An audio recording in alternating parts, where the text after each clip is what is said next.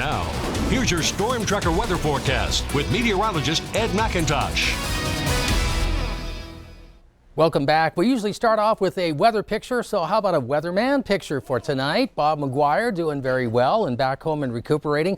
And we passed along all your well wishes and your great ideas for his recovery from hip surgery. So he's going to be up and going real fast. And also want to send a big shout out to Ernie Lee and everybody over at Rimrock Subaru. Today, a over $24,000 donation through their Share the Love program to go to Family Service, who I understand today helped out 175 households with very generous food boxes, and all of that contributions from local supermarkets and food suppliers. So a big thank you to everybody that was involved with that, both with the donation and all that great work to get the food out to people who really need it. 48 right now at the airport, west wind at 16 miles per hour. 49 was the unofficial high today, and we got plenty of sunshine across the region with readings mainly into the 40s to 50s. Check out 56 right now in Jordan, Miles City and Glendive at 52, 49 in Sheridan, Wyoming and in Worland.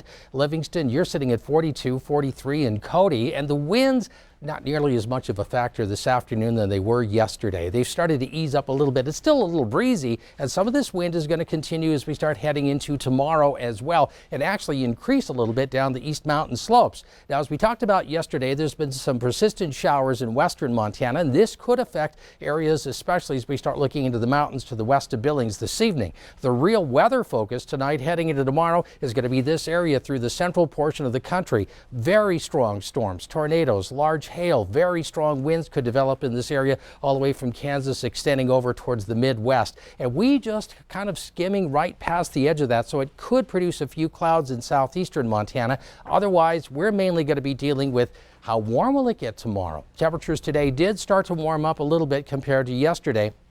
And tomorrow we'll be hitting more readings up into the 50s. The winds will increase a little bit during the day, breezy at times, 15 to 25 miles an hour across eastern Montana. Now, as we go from Saturday into Sunday, the wind should subside a little bit, but the temperatures will start to warm, and we'll start hitting more highs in the 50s to low 60s on both Saturday and, from Sunday into Monday. The low 60s are reachable. As that front starts to move in towards the end of the weekend, we're going to start to feel a transition in the weather. That's going to bring in cooler temperatures.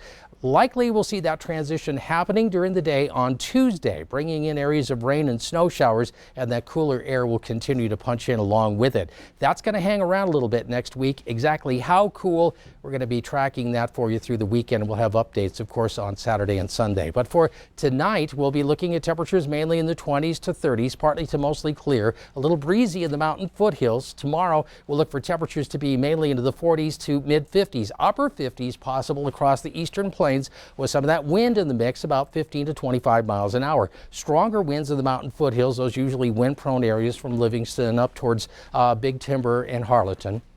Showers coming off the mountains will continue to develop for western Montana and a few across the eastern plains. And in our extended outlook, we're looking at temperatures to pop up during the weekend. We'll start to see that downturn with periods of wind Tuesday into Wednesday, and it could be a little on the cool side after that.